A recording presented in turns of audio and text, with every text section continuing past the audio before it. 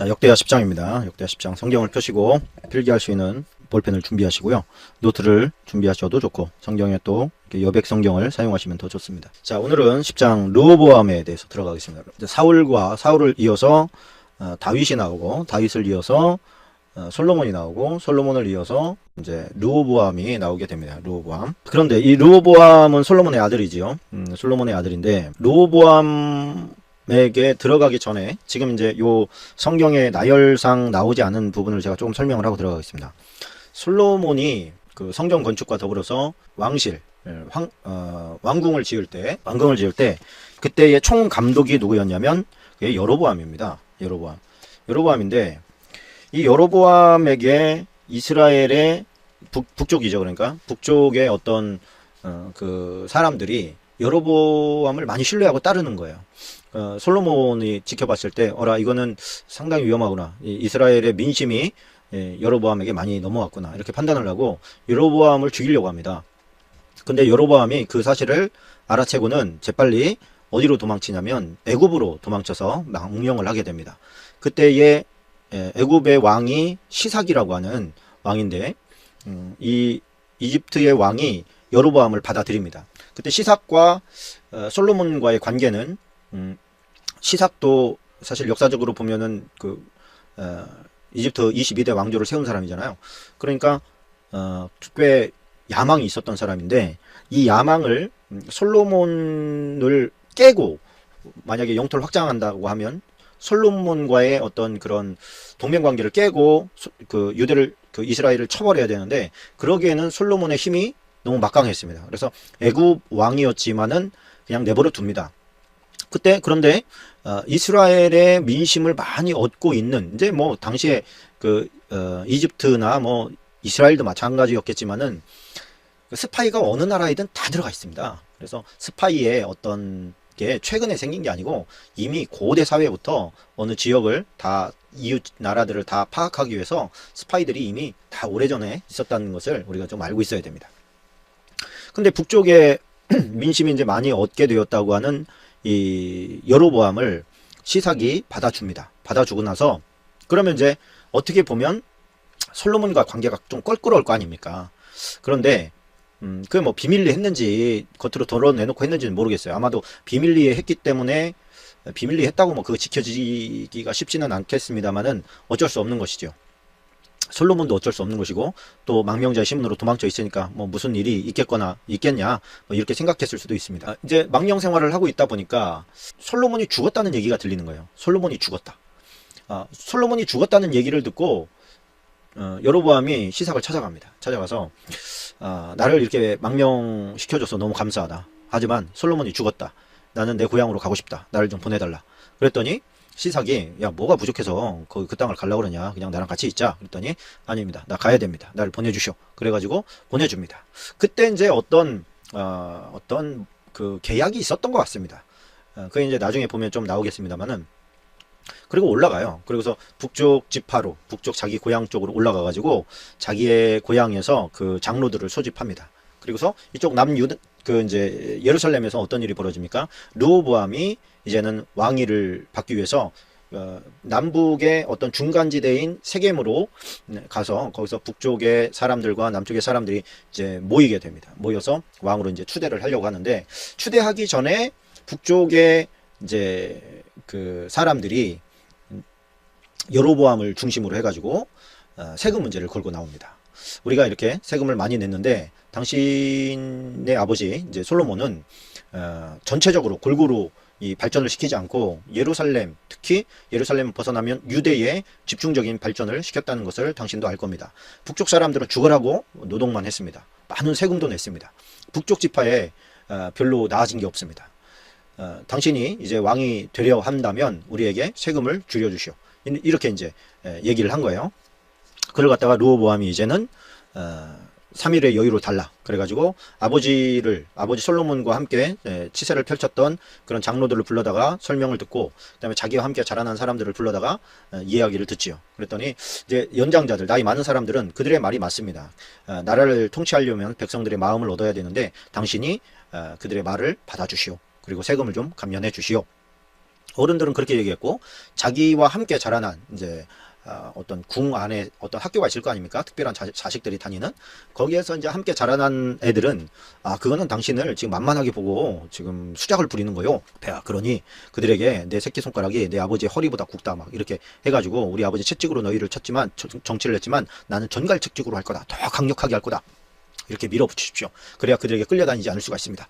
이 사람이 르호보암이 약간 조금 우유부단한 성격입니다. 그래서 어떤 때는 이러고 어떤 때는 저러고 그러는데 어쨌든 듣기에 아름다운, 듣기에 좋은, 자기를 더 세워주는 것 같은 그런 친구들의 얘기를 듣고 3일 후에 온 북쪽 지파 사람들에게 똑같이 이야기를 합니다. 뭐 내 새끼손가락이 부친의 허리보다 굵다 뭐 어쩌고 저쩌고 하면서 너네들에게 세금을 감면해줄 마음이 없다. 이걸 이제 얘기를 하니까 이 사람들이 다윗의 집안에 복이 없구만. 당신 다윗이요. 당신 집안이 똑바로 하시오. 그리고 우리는 갑니다. 그러고서 그냥 나와버린 겁니다. 그렇게 할 수 있었던 이유는 뭐냐면 그들의 대안이라고 생각했던 여로보암이 그들에게 있었기 때문입니다. 자, 이제 여기까지 우리가 좀 머리에 그림을 그리고 이제 말씀을 듣겠습니다.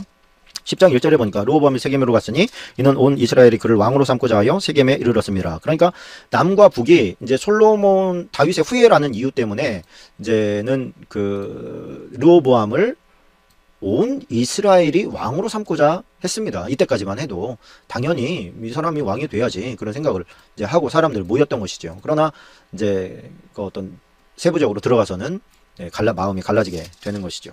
그러니까 리더의 굉장히 중요한 사실은 뭐냐면 중요한 일은 뭐냐면 백성들의 마음을 묶어주는 것이 중요합니다. 이렇게 딱 모아지게 만들어야 되는데 백성들의 마음을 분열시키면 이미 지도자로서 어떤 역할을 해 나가기가 쉽지 않다는 것을 우리가 알게 됩니다. 젊은 친구들이 르호보암에게 권면했던 그 권면이 결과가 어떻게 될지 아무도 모르는 거예요. 그죠? 결정은 왕이 내리는 것이기 때문에 어떤 조언을 듣고 행동을 했든지 간에 결정은 왕이 하는 것이기 때문에 책임도 왕이 듭니다. 왕이 하는 겁니다. 근데 안타까운 것은 뭐냐면 르호보암이 이런 중요한 어떤 결정을 할 때 함께 모여서 기도합시다. 이런 게 없다는 거예요. 그냥 회의만 소집해가지고 사람들의 말만 듣습니다. 아무리 사람들의 말이 그럴듯해 보인다고 하더라도 하나님의 말씀만 하겠습니까? 물어보는 것 자체만 가졌더라도 하나님께서 아마 크게 축복했을 거예요. 근데 그렇게 하지 않고 사람들의 의견만 받아들이면서 생각을 하게 되는 것을 우리가 보게 됩니다. 사람의 권면은 그 결과가 어떻게 될지 아무도 모르는 거예요. 여러분들도 저도 마찬가지입니다. 어떤 일이 일어났을 때 기도하는 것부터 해야지 누군가에게 물어봐야 되겠다. 이거는 누구에게 물어봐야 되겠다라고 하는 생각을 갖는다면 이미 벌써 판단 착오를 벌이는 거예요. 제일 먼저는 하나님 앞에 기도하고 또 말씀을 통해서 하나님의 뜻을 구해야 됩니다.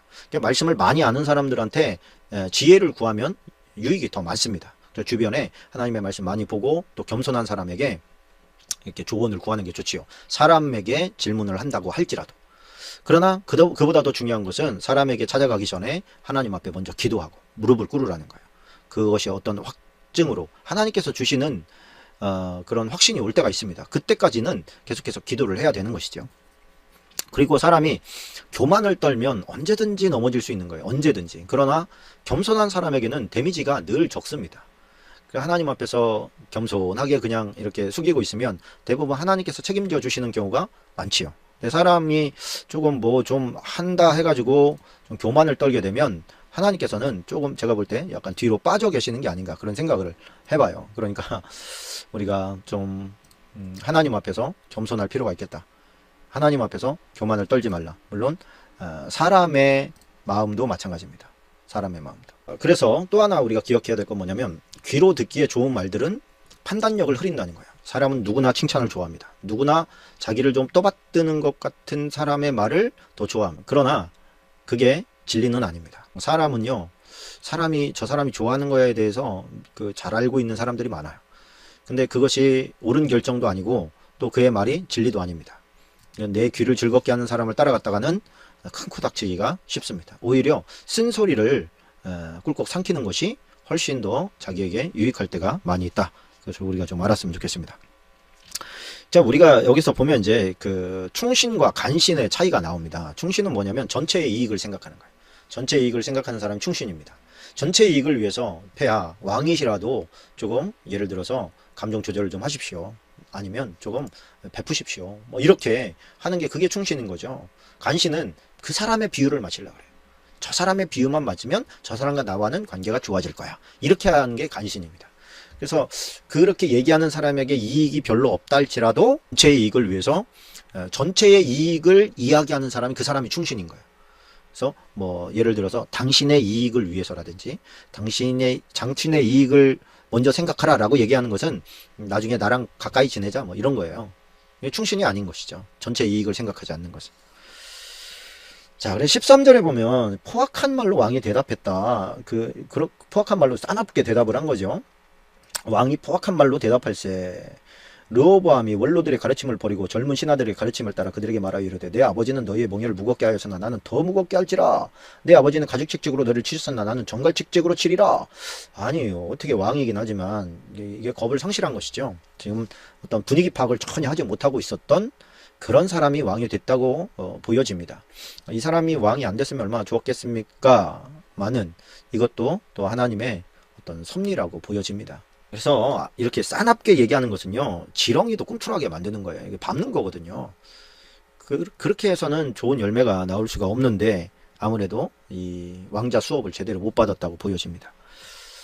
그래서 16절에 보면 온 이스라엘은 왕이 자기들의 말을 듣지 아니함을 보고 왕에게 대답하여 이르되 우리가 다윗과 무슨 관계가 있느냐. 이새의 아들에게서 받을 유산이 없도다. 이스라엘아 각각 너희의 장막으로 돌아가라. 다윗이여 이제 너는 네 집이나 돌을 보라 하고 온 이스라엘이 그들의 장막으로 돌아가니라. 그리고 그러나 유다 성읍에 사는 이스라엘 자손에게는 르호보암이 그들의 왕이 되었더라. 그렇게 말합니다. 그러니까 유대에서는 르호보암이 왕이 되었지만 그 외의 지역에서는 그렇지 않다. 이런 말이시죠. 누가 왕이 됩니까? 여로보암이 왕이 됩니다. 자, 11장으로 넘어가십시다. 11장 13절 14절이 박스입니다. 10장은 16절 17절 그리고 1절이 박스입니다. 11장은 13절로 17절까지가 박스입니다. 자, 온 이스라엘의 제사장들과 레위 사람들이 그들의 모든 지방에서부터 르호보암에게 돌아오되, 자, 이게 이제 요 사이에 있었던 일을 제가 또 좀 설명을 해드려야 되겠네요. 르호보암이 이제 북쪽에 그렇게 하고 왕 앞에서야 그렇게 하면 큰일 나잖아요. 그러니까 나오면서 지들끼리 이제 이야기한 겁니다. 우리 얘네들이랑 같이 못 가겠다. 우리는 우리의 왕국을 세우자. 그리고서 이제 자기 북왕국의 분열의 조짐이 보이는 것이죠. 그런데 이제 세겜에서 쟤네들이 어떻게 하나 한번 보자. 그리고 르호보암이 세금 징수 총책을 갖다 보냅니다. 보냈는데 북이스라엘 사람들이 그를 때려 죽여버렸어요. 돌로 쳐버렸어요. 다 죽여버렸어요. 그러니까 사태 파악이 금방 된 거죠. 그래서 재빨리 예루살렘으로 돌아와가지고 르호보암이 군대를 조직합니다. 군대를 조직해서 저 북쪽의 반역자들을 쳐버리겠다. 그러고서 전쟁 준비를 막 하고 있는데 하나님의 사람 스마야라고 하는 사람 2절에 나오죠. 스마야에게 하나님께서 뭐라고 하냐면 그거 치지 마라. 내가 그렇게 한 거야. 그래가지고 각자 자기 집으로 돌아가라. 그래가지고 그 전쟁을 하지 못하고 돌아가게 되는데 이 르호보암이 이제는 예루살렘으로 들어와서 그래도 이 사람들이 완전히 왕국이 분열됐다라고 생각하지 않은 이유가 뭐냐면 신앙 공동체예요, 이스라엘은. 그런데 그 신앙의 어떤 핵심이 지금 솔로몬 성전이 유대에 있잖아요. 유대의 뭐 궁 옆에 있단 말입니다. 그러니까 저들이 신앙을 포기하지 않는 이상 저들이 돌아올 수밖에 없다. 이런 판단 아래 그 전쟁을 하지 않게 되는 것이죠. 자, 그래가지고 이제 하지 않았는데 이 여로보암이 가만히 보니까 여로보암도 똑똑한 사람이거든요. 세상적으로 똑똑해서 그렇지. 이 사람도 신앙이 굉장히 좋았던 사람입니다. 여로보암도. 그러나 이제 권력의 맛을 본 다음에는 금방 변질되어 버리고 맙니다. 그러나 북이스라엘이 자기들의 어떤 지도자로 그들을 삼았기 때문에 어쩔 수 없이 그 판단을 따라가게 됩니다. 맨 남쪽 베델과 그 다음에 북쪽에 단에다가 송아지 우상을 만들죠. 그 송아지 우상은 왜 나왔는지 지난 시간에 얘기를 했죠. 남유대에 있는 그 성전에서 어떤 형상이라고 할 만한 게 놋바다를 바치고 있는 12마리의 황소 모양. 그것이 솔로몬 성전에 있었다. 그런데 그 솔로몬 성전에 있었던 그 놋바다는 결단코 하나님의 뜻으로 말미암아 된 것이 아니고 두로 사람 히람이 그 디자이너, 세공업자라고 할까요? 그 사람이 어떤 디자인에서 나온 거예요. 하나님의 뜻에 맞춘 게 아니라. 그러다 보니까 북이스라엘의 우상 숭배를 하는 아주 그런 핵심적인 그런 송아지 형상이 그로부터 이제 나오게 된 것이죠. 자, 그랬는데 그렇게 그 단과 이제 베델에다가 그 우상을 만들어 버리니까 만들어 버리고 나서 여로보암이 그러는 거예요. 야, 너희들 가운데 말이야. 제사장 하고 싶은 사람 나와. 이렇게 한 거예요. 이게 이제 두 가지 관점인데, 하나는 뭐냐면 여로보암이 하나님의 말씀을 제대로 알고 있는 레위인들을 파면시켰다, 이렇게 보는 관점이 하나가 있고, 또 하나는 단과 베델에다가 송아지 우상을 만드는 모습을 보고 자원해서 이 사람들이 지금 하나님을 섬길 마음이 없구나, 그래가지고 다 몰려 나옵니다. 어디로 옵니까? 성전이 있는 예루살렘으로 오는 거예요. 그 북쪽에 얼마나 많은 레위인들이 있었습니까? 그들이 다 자기 것을 가지고 내려와 버린 겁니다. 그래 보니까 르호보암은 갑자기 나라가 강성하게 되어집니다. 그런데 여로보암은 이제 하나님은 자기네가 그 우상은 만들어 놨지요. 하나님이라고 만들어 놨는데 거기서 제사장으로 쓸 사람들이 없잖아요. 그러다 보니까 르호보암이 그 직원들을 모집하는 거예요. 근데 어떤 식으로 모집하냐면, 와가지고 너네가 어디 뒤쪽으로 가면 나오는데, 이거를 지금 하고 넘어갈지, 지금 뭐 하고 넘어가십시다. 13장 9절에 보면 너희가 아론, 다시 돌아옵니다. 너희가 아론 자손인 여호와의 제사장들과 레위 사람들을 쫓아내고 이방 백성들의 풍속을 따라 제사장을 삼지 아니하였느냐. 이건 이제 아비야가 얘기하는 거거든요. 이거는 조금 이제 제가 설명을 하고 일단 다시 한번 조금 있으면 만나게 됩니다.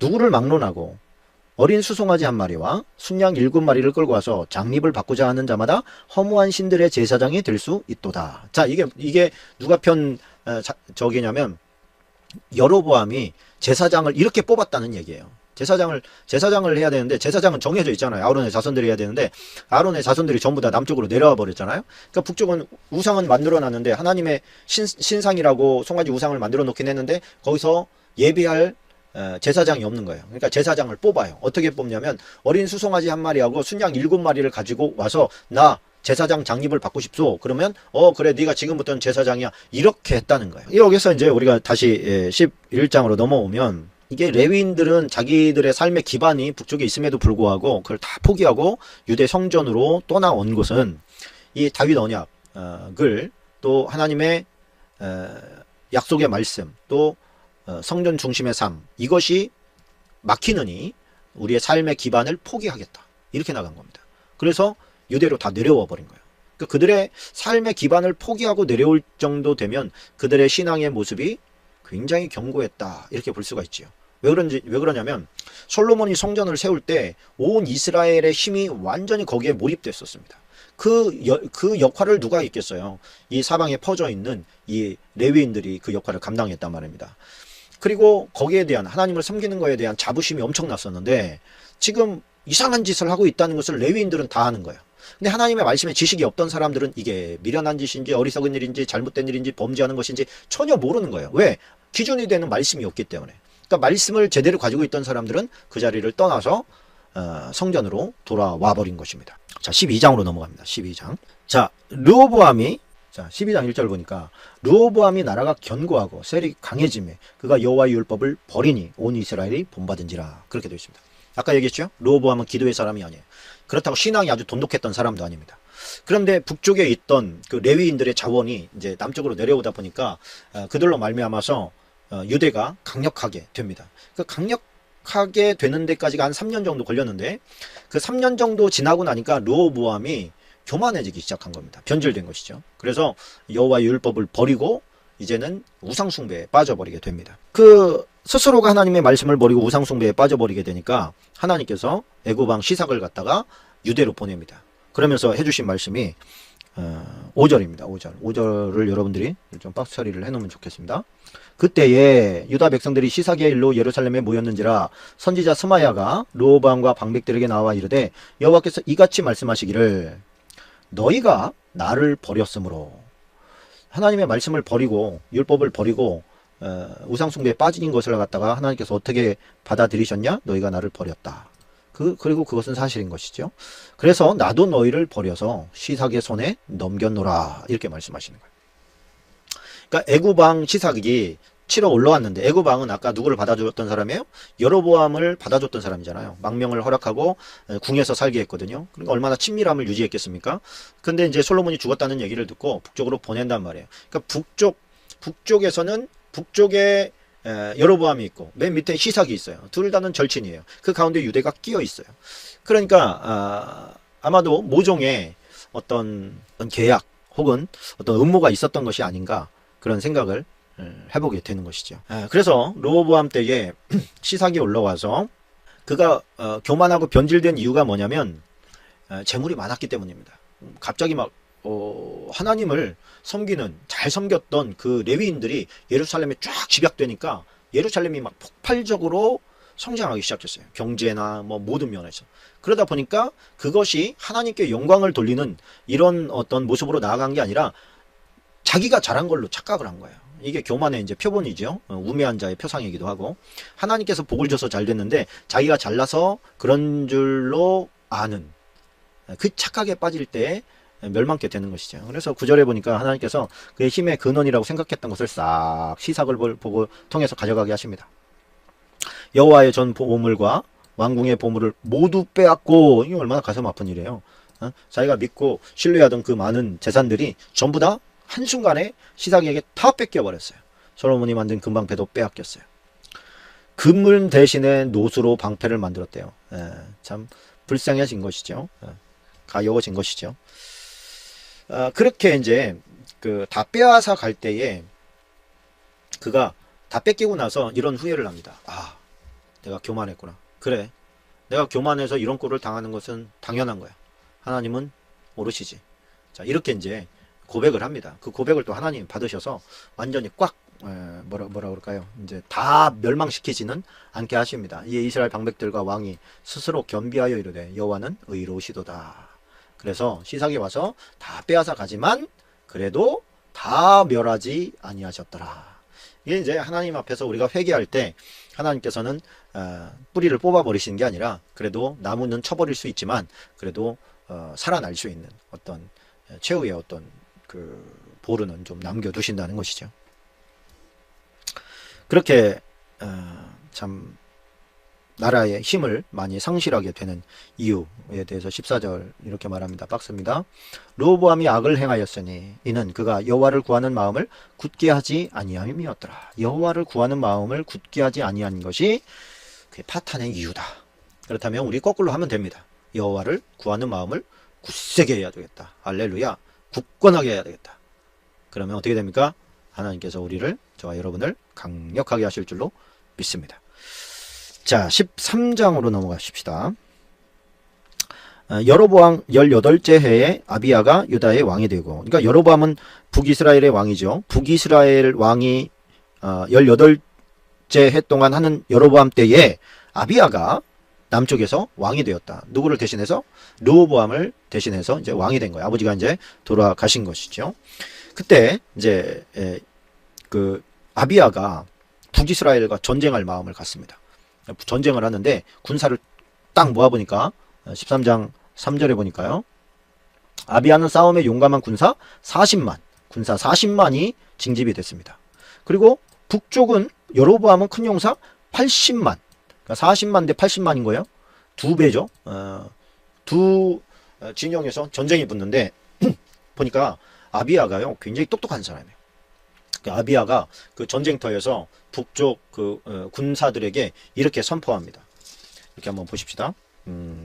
그게 8절로 12절까지입니다. 8절로 12절까지가 아비야가 이제 그 북이스라엘 군대에게 소리친 장면이거든요. 그러니까 여러분들 8절로 12절까지 박스 처리를 해 놓으시면 좋겠습니다.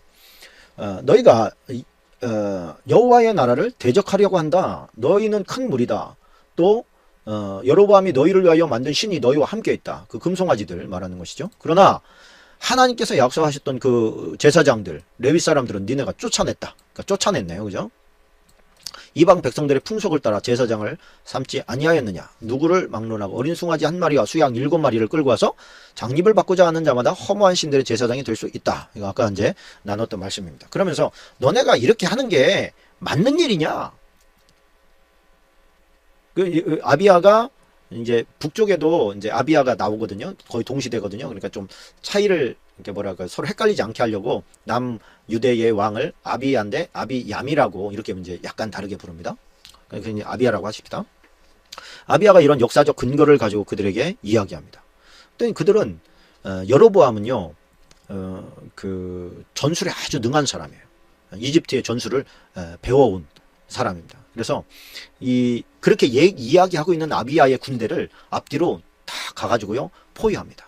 딱 포위하고서 무슨 얘기를 하든지 간에 저것들 박살내라. 그래가지고 와 하고 일어나서 막 치러 오는 거예요. 딱 보니까 어라 앞뒤로 사방이 막혔어요. 그게 이제 14절입니다. 14절.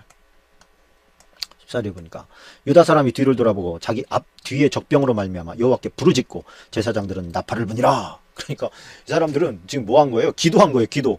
이쪽에서도 앞에서도 적이 오고 막 뒤에서도 적이 오고 둘러싸여 있는데 그 가운데서 쫙 우리를 구하소서 막 그러면서 하나님 앞에 부르짖어서 기도하는 거예요.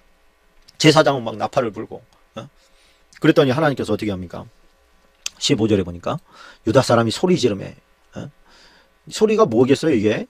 무서워서 와 하는 소리겠습니까? 여호와께 부르짖는 소리예요. 유다 사람이 소리를 지르며 유다 사람이 소리 지를 때에 하나님이 여로보암과 온 이스라엘을 아비야와 유다 앞에서 치시니 이스라엘 자손이 유다 앞에서 도망하는지라 지들이 포위해 놓고서 지들이 도망가게 되는 판이 벌어지게 됩니다.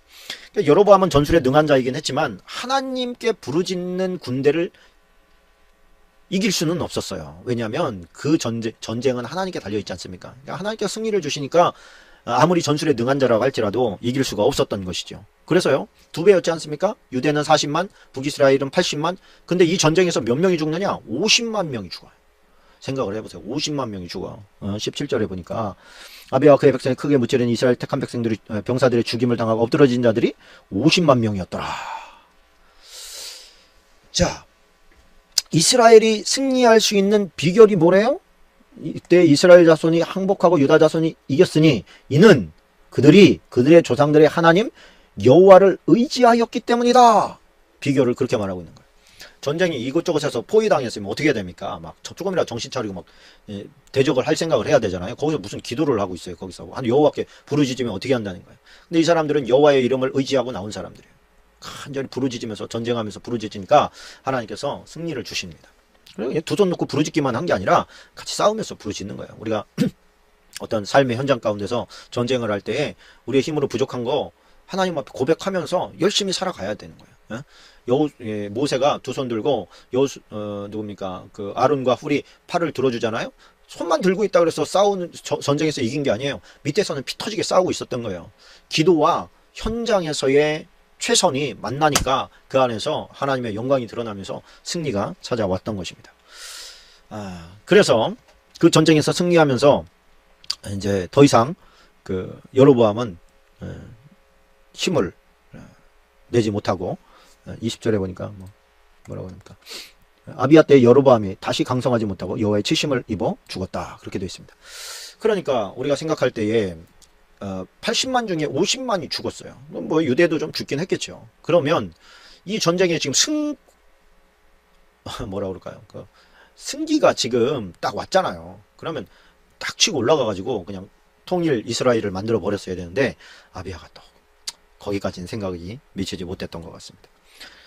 그래서 아비야가 3년 동안 통치를 하고 죽게 됩니다. 14절에 보니까 14장으로 넘어갑니다. 14장. 아비야가 그의 조상들과 함께 누움에 다윗성에 장사되고 그의 아들 아사가 대신하여 왕이 되니 그의 시대에 그의 땅이 10년 동안 평안하니라. 자, 그러니까 이제 3년에 마치고 누가? 아사가 왕이 되었어요. 아사가 왕이 되니까 북쪽은 지금 국력을 많이 상실했습니다. 그런 상황 가운데서 전쟁이 없이 약 10년의 세월을 살았다는 것이에요. 자, 이 아사 그러면 또 우리가 할 말이 많습니다. 참 훌륭한 왕이었어요. 산당을 없애고 2절로 5절까지가 박스입니다. 선과 정의를 행했던 사람이다. 이렇게 초반에 그렇게 평가를 하고 이방 제단과 산당을 없애고 주상을 깨뜨리며 아세라상을 찍고. 자, 그렇다면 요거는 누가 만든 걸까요? 물론 솔로몬 때도 있었습니다. 그러나 르호보암 그 3년의 부강한 세월 이후에 만들었다고 봐야 되겠지요. 그리고 솔로몬이 세운 그런 노년에 그 여자들 때문에 아주 넘어가가지고 세운 이방 신전들도 아직도 남아 있었는데 그것을 갖다가 누가? 아사가 싹 정리를 했다는 거예요. 종교개혁을 일으켰지요. 종교개혁을 일으켰다고 해서 백성들의 마음도 갑자기 휙 바뀌지는 않습니다. 그 뭐 여기에는 안 나와 있네요. 그 아사의 어머니죠. 그 왕후가 그 우상 숭배하는 걸 보고 패해버립니다. 그 자격이 없습니다. 당신은 이 여호와께서 책임져야 될 땅에서 이 아들이 종교개혁을 하고 있는데 지금 어머니가 돼가지고 그거를 우상 숭배를 하고 있습니까? 왕후의 자격이 없습니다. 그러고서 패해버려요. 그러니까 얼마나 대단했던 사람입니까? 그러니까 여호와께서 책임을 져주시는데 어떻게 책임을 져주시느냐? 여호와께서 아사에게 평안을 주셨으므로 그 땅이 평안하여 여러 해 싸움이 없은지라 그가 견고한 성읍들을 유다에 건축하니라. 그러니까 우리가 생각할 때 평안은 우리가 돈이 있어야 되는 것 같고 힘이 있어야 되는 것 같지만 실상은 하나님께서 책임져 주셔야 평안도 얻을 수 있는 거다. 그 말이 맞지요? 예. 맞는 줄로 믿습니다. 예. 세상이 주는 것과 하나님이 주는 평안은 좀 달라요. 하나님께서 주시는 평안을 우리가 얻게 되어야 될 줄로 믿습니다. 그 다음에 이런 일이 벌어집니다. 이제 잘했어요. 종교 개혁을 잘해가지고 잘 정착을 시켜놨는데 하나님 앞에서 이제 딱 몰입하고 있는데 전쟁이 딱 일어나요. 근데 만만치가 않아요. 구스, 그러니까 에티오피아, 아프리카 대륙에서 가장 잘 살던 이 에티오피아에서 이 세라가 100만 명의 군대, 100만 군대를 이끌고 또 병거 300대를 이끌고 돌진해 온 거예요. 누구에게? 아사에게 딱 온 거예요. 그때 아사가 군대를 소집해 보니까 8절에 보니까 아사의 군대는 유다 전에서 큰 방패와 창을 잡는 자가 30만 명이요. 베냐민 중에서는 작은 방패를 잡으면 활을 당기는 자가 28만 명이라. 그러니까 르호보암 때에 그 아비야 때의 군사를 다 모아봤더니 40만이었잖아요. 북이스라엘 여로보암의 군대는 80만이었고, 그런데 지금 아버지 그 아비야를 지나서 아사 시대에는 지금 18만 명 정도가 늘어난 거예요. 군대가. 그러니까 평안한 가운데서 조금 아이도 낳고 이렇게 좀 잘 세워졌다는 얘기죠. 그래도 지금 58만 명 가지고 지금 100만 명과 붙어야 된다. 이거 아닙니까? 100만 대 58만. 그 2배 정도 되는. 그리고 더 특별한 것은 최신의 무기인 전차. 요즘으로 치면 탱크. 이것을 300대를 가지고 왔더라. 자, 그렇게 되면 어떻게 되겠습니까? 다 끝났구나. 이렇게 되는 거예요. 100만 명이요. 100만 명이 이 유대를 휩쓴다고 생각을 하면 이거 완전히 메뚜기 떼가 그냥 곡식밭 휩쓰는 것과 같은 거예요. 거의 남아나질 않습니다. 다 쳐버릴 수 있습니다. 그런데 이 세라가 사실 이 유대를 치려고 100만이나 데리고 온 게 아니고 역사적으로 보면 저 북쪽에 있는 아수르를 쳐버리려고 100만 명을 이끌고 온 거예요. 그런데 중간에 뭐가 하나 걸려 있는데 그게 유대였던 것이죠. 유대 같은 거야 뭐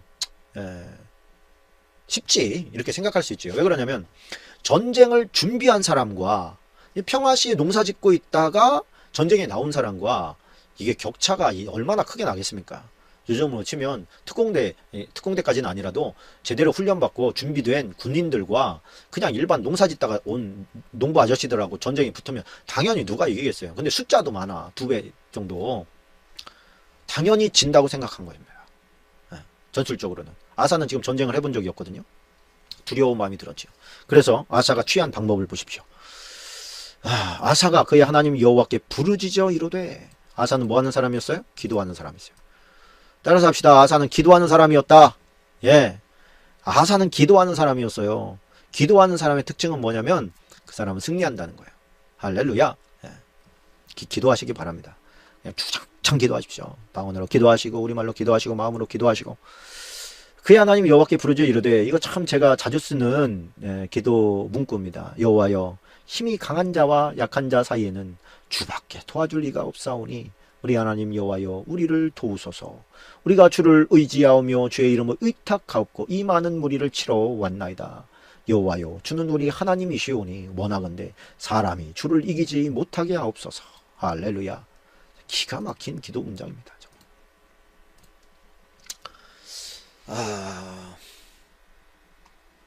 우리가 이 세상을 살아갈 때 보면 얼마나 많은 정말 나보다 강한 상대를 만납니까? 물질의 벽, 또 넘볼 수 없는 높은 사람들과의 부딪힘, 또 경쟁, 이로 말할 수 없는 정말 힘들고 어려운 역경의 시간들을 많이 보내게 됩니다. 근데 기도하는 사람을 이길 수는 없습니다. 기도하는 사람은요, 자기 힘이 아니라 하나님의 힘으로 승리를 거두게 됩니다. 그래서 여러분, 기도 자리를 떠난다는 것은 세상 미련한 짓입니다. 대책이 없는 사람이에요. 하나님이 대책인데, 하나님이 진정한 해결책인데 어디 가서 도움을 구하려고 그래? 기도 자리를 지키시기 바랍니다. 그래, 이렇게 기도하니까 어떻게 어떤 문제가 생깁니까? 자, 12절에 보십시다. 12절에 보니까 여호와께서 구스 사람들을 아사와 유다 사람들 앞에서 치시니, 누가 쳤다고 그래요? 여호와께서 쳤대요. 구스 사람들이 도망하는지라. 아사와 그와 함께한 백성이 구스 사람들을 추격하여 그랄까지 이르매 이에 구스 사람들이 엎드러지고 살아남은 자가 없었으니 이는 여호와 앞에서 그와 그의 군대 앞에서 패망하였습니다. 노력한 물건이 매우 많았더라. 자, 그러니까 전체적으로 한번 보십시다. 아사가 엄청난 종교개혁을 했고 이스라엘 땅을 정화시키는 그런 일을 했습니다. 그런데 그러고 났더니 어라? 아니, 하나님을 잘 섬겼으면 더 복된 일이 와야 되는데 전쟁이 와버렸네, 환란이 와버렸네.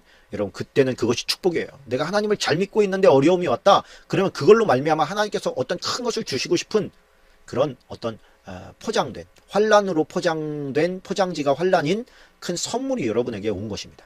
그래서 우리 정신 바짝 차려야 되겠죠. 그럼 어떤 일이 벌어졌습니까?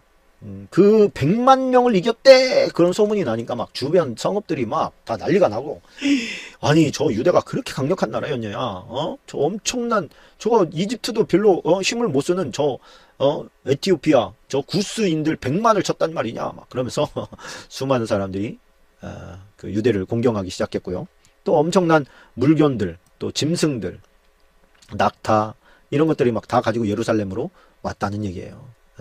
그래서 여호와께서 함께 하실 때는 너희가 어떤 일들이 벌어지는지 너희가 눈으로 정확하게 봐라, 막 이러면서 이제 이야기해주는 장면이 나옵니다. 15장으로 가보시죠. 너희가 여호와와 함께하면 여호와께서 너희와 함께 하실지라. 너희가 만일 그를 찾으면 그가 너희와 함께 만나게 되시려니와 너희가 만일 그를 버리면 그도 너희를 버리시리라. 자, 이제 막 엄청난 그런 축복을, 물질적인 재물을 막 가지고 왔는데, 그때 오데스의 아들 아사랴에게 여호와의 영이 임해서 그들에게 예언을 하게 합니다. 왜 그러냐면 그들은 지금 중요한 기로에 있게 된 거예요. 왜 중요한 기로에 있게 됐느냐? 그들이 그 엄청난 재산을 가지고 몰아오는데 그것이 축복이 될 거냐 저주가 될 거냐는 그들의 신앙 중심에 딸린 거였기 때문에 그렇습니다. 여러분들에게 하나님의 막 엄청난 축복을, 재물의 축복을 주시면 여러분들 하나님 더 열심히 섬기겠지요? 그런 분들 되시기를 축원합니다.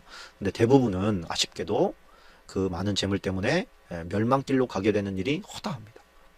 하나님께서 그러기 전에 미리 경고하시는 거예요. 그래서 이제 그들에게 가져온 것 중에서 이제 많은 신상들 뭐 이런 것들 있지 않겠습니까? 자, 오뎃의 예언을 듣고 마음을 강하게 하여 가져간 물건들을 유다와 베냐민 온 땅에서 없애고, 또 에브라임 산지에서 빼앗은 성읍들에서도 없애고, 또 여호와의 낭실 앞에 있는 여호와의 제단을 재건하고, 유다와 베냐민의 무리를 모으고, 자, 이렇게 하나님 앞에 감사를 드리는데, 그 모습을 보고 아사에게로 돌아오는 자가 많았다 그랬습니다. 하나님과 함께하는 손, 하나님이 그와 함께하는 손을 보니까 많은 사람들이 아사의 편이 되고 싶어하는 거예요. 나도 당신처럼 하나님의 도우심을 힘입고 싶습니다라고 하는 어떤 상징적인 행동인 거죠. 그래서 8절로 9절 박스 처리하시면 됩니다. 자, 좀 아쉬운 이야기를 좀 해야 되겠네요. 이제 16장으로 넘어가십시다. 자, 16장을 보십시다. 16절 1절에 보니까 아사왕 제 36년에, 그러니까 무슨 얘기예요? 지금 36년 됐다는 얘기예요. 36년 동안 큰 물질적인 축복 가운데서 평화의 기간이 흘렀습니다. 그 평화의 기간 동안에는 여러분 우리의 믿음이 잘할까요? 아니면 마이너스 될까요? 안타깝게도 여러분 아무런 우리는 본능적으로 이렇게 기도할 거리가 있어야 기도하잖아요, 자꾸만. 그러다 보니까 이거 참 하나님도 곤란하시겠죠. 문제를 줘야 되냐, 내가 너를 만나려면, 뭐 이런 말씀, 이런 마음이시지 않겠습니까? 평화의 기간이 계속되다, 물질도 많다 보니까 이 믿음이 완전히 핫바리가 돼버렸어요. 누가? 천하의 아사가 이 부강한 나라요, 풍성한 나라요, 문제없는 나라가 장기간 되다 보니까 기도의 자리로 나가지 않아요. 사람 참 구약성경을 보면서 그런 생각을 합니다. 어쩌면 이렇게 사람은 문제가 있어야 하나님께 나아가냐, 어쩌면 그렇게 문제가 없으면 이렇게 하나님과 멀어지고 문제가 생겨야 하나님께로 오냐, 그런 생각을 해보게 됩니다. 자, 아사왕 제36년 이스라엘 왕 바사가 유다를 치러 왔어요. 유다를 치러 와서 라마를 건축하여 사람을 유다 왕 아사에게 왕래하지 못하게 하려 한지라. 그러니까 아사에게 왕래하지 못하게 하려 한지라, 이건 뭐였냐면 북쪽 이스라엘에 지금 우상이 세워져 있는데도 불구하고 제대로 교육받은 사람은 하나님을 섬기려고 계속해서 어디로? 유대로 내려오는 사람들이 있더라. 3대 절기가 있잖아요. 절기 때마다 자꾸 내려오는 거예요. 그러니까 북쪽 이스라엘의 입장에서는 야, 우리나라에 하나님이 계시잖아. 우리나라에도 성전이 있는데 왜 자꾸 남쪽으로 내려가? 그렇게 얘기해도 소용이 없어. 다 내려가니까. 그래서 아예 전술적으로 못 내려가게 길목을 딱 차단을 해버리고 저 유대까지 그냥 정복해버려. 이러면서 치고 내려오고 있었던 거예요. 자, 그런데 아사가 기도 생활을 안 하다 보니까 엉뚱한 짓을 합니다. 아사가 여호와의 전 곳간과 왕궁 곳간에 은금을 내어다가 다메섹에 사는 아람 왕 베나다덱에 보내며 이르되 뭐라고? 내 아버지와 당신의 아버지와 같이 사이에와 같이 나와 당신 사이에 약조하자. 내가 당신에게 은금을 보내노니 와서 이스라엘 왕 바사와 세운 약조를 깨뜨려 그가 나를 떠나게 하라. 뭔 짓거리를 하는 거예요 지금. 원래 이스라엘 왕 바사하고 누구예요? 아람 왕 베나다과는 서로 무슨 관계냐면 동맹관계예요. 동맹관계인데 내가 이렇게 많은 돈을 당신에게 줄 테니 그 동맹 깨고 우리나라 치려고 하는 저 바사를 좀 무찔러 달라. 근데 이때 기도합니까? 기도 안 해요. 기도하지 않고 내리는 결정은 실패할 수밖에 없는 거예요. 아니 100만 대군을 이겨본 그가 북이스라엘에서 좀 내려오는 길을 막고 조금 힘들게 한다 그래가지고 탈탈 털어가지고 아람왕 베다다에게 도움을 청하고 돈을 보내고 이게 말이 되냐 말이에요. 근데 7절에 보니까 또 웃긴 게 나와요. 그때에 성견자 하나니가 유다 왕 아사에게 나와 그에게 이르되 왕이 아람 왕을 의지하고 왕의 하나님 여호와를 의지하지 아니하였으므로 아람 왕의 군대가 왕의 손에서 벗어났나이다. 사람과 룹 사람의 군대가 크지 아니하며 말과 병거가 심히 많지 않아이까 아니하다이까. 그러나 왕이 여호와를 의지하였으므로 여호와께서 왕의 손에 넘기시지 않았었습니까? 여호와의 눈은 온 땅을 두루 감찰하사 전심으로 자기에게 향하는 자들을 위하여 능력을 베푸시나니 이 일은 왕이 망령되이 행하였은즉 이후부터는 왕에게 전쟁이 있을 겁니다. 이렇게 했더니 아사가 노하여 선견자를 옥에 가두었으니 이는 그의 말에 크게 노하였음이며 그때 아사가 또 백성 중에서 몇 사람을 학대하였더라. 아사에게 소위 충원을 하는 사람들을 막 학대해버려. 배야, 우리는 여호와의 이름으로 구스의 100만 대군을 무찌른 나라가 아닙니까? 배야, 이렇게 하지 마시고 우리가 하나님 앞에 전심으로 매달려서 북이스라엘도 물리시고 외세의 힘에 의지하지 맙시다. 막 이렇게 얘기하는 사람들을 막 죽여버리고 학대하고 감옥에 가둬버려. 그것으로 아사의 인생이 끝나버립니다. 뭐 하나 잘한다고 끝까지 잘하는 것도 아니고 칭찬할 일도 아닙니다. 어떻게 하면 우리가 끝까지 겸손할 수 있습니까? 어떻게 하면 우리가 삐뚤어 나가지 않을 수 있습니까? 어떻게 하면 우리가 잘못된 길로 가지 않을 수가 있습니까? 우리에게는 그럴 만한 힘이 없습니다. 하나님만 의지해야 됩니다.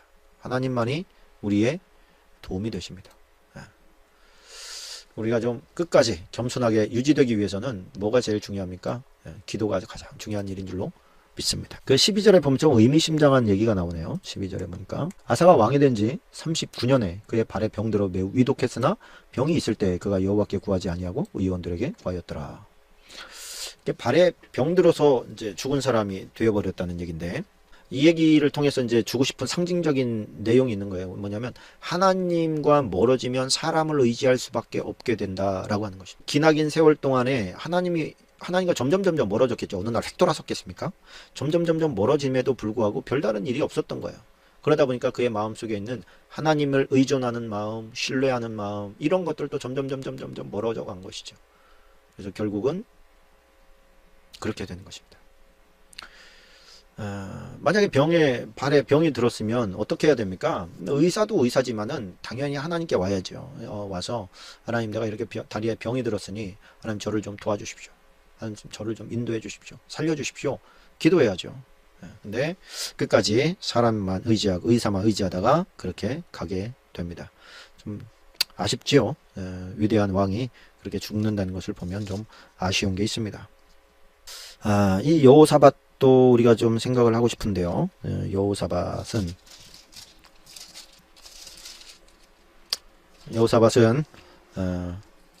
다음 시간에 하도록 하겠습니다. 여호사밧은